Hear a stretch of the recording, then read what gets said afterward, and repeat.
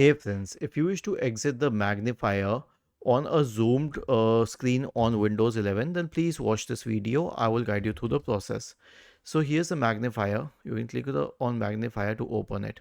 How would you exit it? Simply click on this close button here and you will exit it. I'll show you once again. Magnifier. Okay. And this is how you can exit it. But first of all, let me show you one more thing.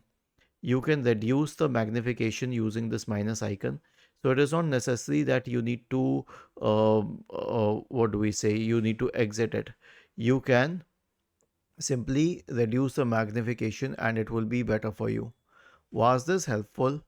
If yes, then please subscribe to the channel.